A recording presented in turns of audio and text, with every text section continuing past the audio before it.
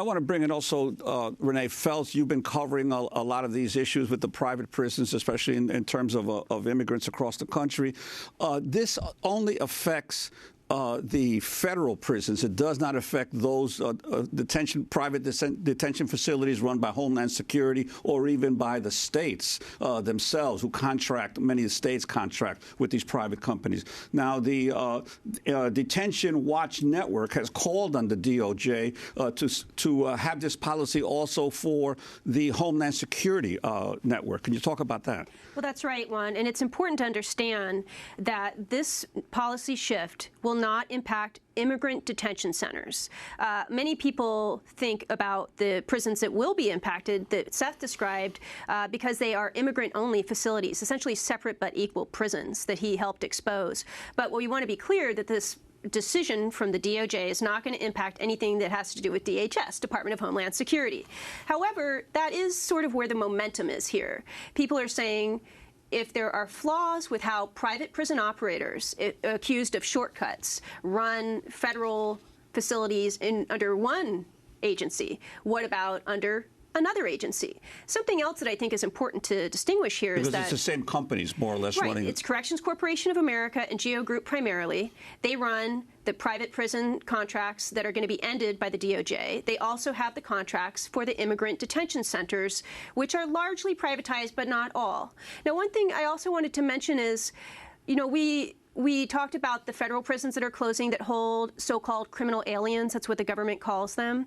They are largely accused of crossing the border, being charged with a misdemeanor, and then after a few times of that, being convicted of a felony for that same offense. So they're in prison for crossing the border without permission. It seems like an immigration offense, but it's not. Once they get done with that sentence, they then go on to immigrant detention. And one thing that is interesting about immigrant detention centers is that not everyone there has this prior criminal background. We're talking about people who largely are committed of civil offenses, coming to the country without permission, no crime, but held essentially in a controlled environment with barbed wire, guards. And what's interesting recently at these privately run immigrant detention centers is that the Obama administration has brought back family detention centers. So we're talking about CCA and GEO, who have shortcomings in Federal Bureau of Prisons, running a facility where children as young as 2 years old are being held with their parents. For example, talk about the Berks facility. That's right. Right now, Berks facility in Pennsylvania, which is run, interestingly, through a contract with the county and ICE, not even with a private entity, is also having problems being accused of holding immigrants there for way too long. There's a mandate to hold them for about 20 days maximum if they held children. The women there are on a hunger strike because they want to get out. They've been held there for more than a year.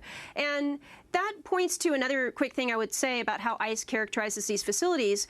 They're saying that the ICE immigrant detention centers that are private are short-term processing centers where people are held for a very brief amount of time, doesn't have anything to do with rehabilitation. That's different than the prisons.